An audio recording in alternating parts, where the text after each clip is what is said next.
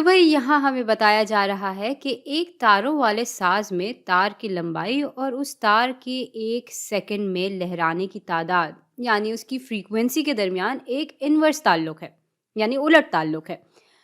इस साज में एक 11 इंच की तार है जो कि 400 चक्कर फी सेकंड के हिसाब से लहराती है। यानी भाई इस तार की जो फ्रीक्वेंसी है वो 400 के बराबर है।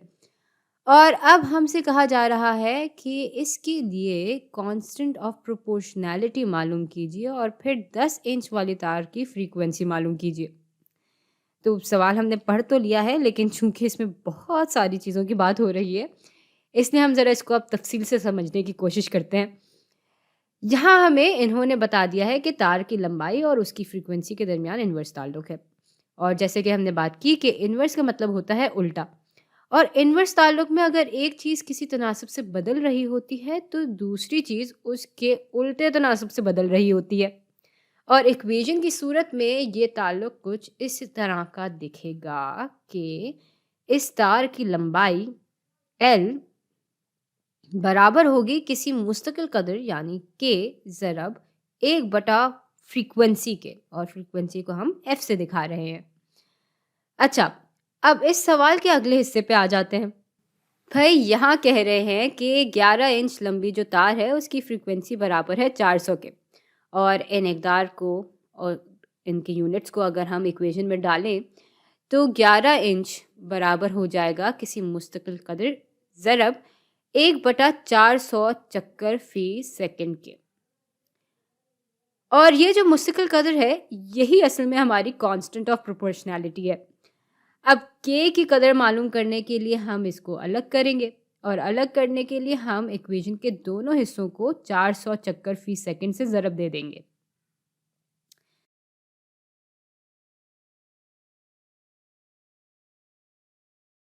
तो यू बाया हिस्सा बराबर हो जाएगा 400 ज़रब 11 हो जाते हैं 4400 के बराबर, और इसके यूनिट्स हो जाएंगे चक्कर ज़रब इंच फी सेकंड।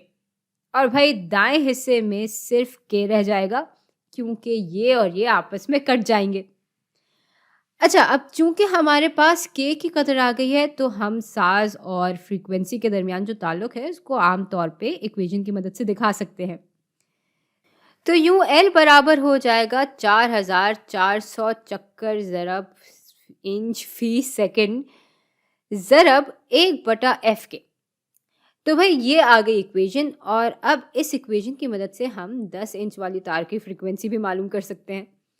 एल की जगह हम 10 डाल देंगे और ये बराबर हो जाएगा 4400 चक्कर ज़रब इंच फी सेकंड ज़रब 1 बटा फ्रीक्वेंसी यानी एफ़ के।